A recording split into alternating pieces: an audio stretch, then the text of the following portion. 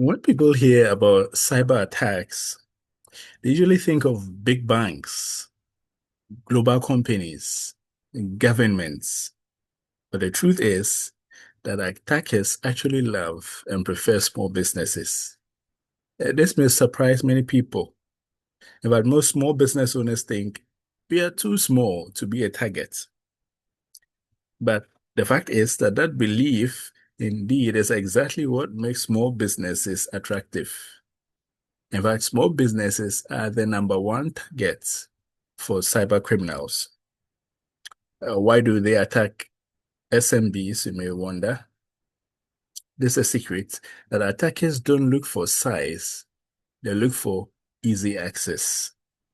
Attackers are like predators, and predators don't look necessarily for the biggest prey, they look for the easiest prey.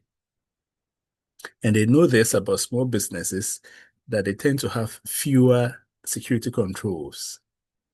They usually share passwords. They usually have email accounts without extra protection. Often they are without a dedicated security team. Small shops, clinics, and startups often lack the dedicated security teams that big banks have. So it is easier to hack 100 unprotected small businesses than one fortified bank. So from an attacker's perspective, a small business is often an unlocked door.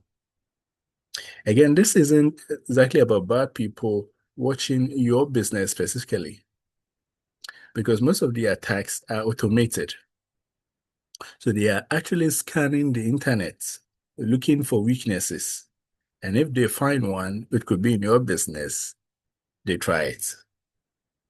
So this isn't hacking exactly like what we often see in the movies. This usually starts with things like a fake email, a stolen password, or a cloud account that doesn't have extra login protection. And once they are in, we often go unnoticed.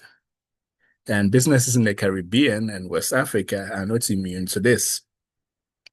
Cloud tools are global, and so are attackers. They are also global. So your location doesn't protect you. Security isn't about being big enough to matter. It's rather about being exposed enough to be convenient. But the good news is this, that most of these risks we are talking about are actually simple to reduce. You don't need expensive tools. You don't need to be technical. You just need to understand where attackers start. And in the next video, I'll explain the real cost of a cyber attack on a small business. And it's not just about money, because once you really understand the impact, you realize security stops feeling optional.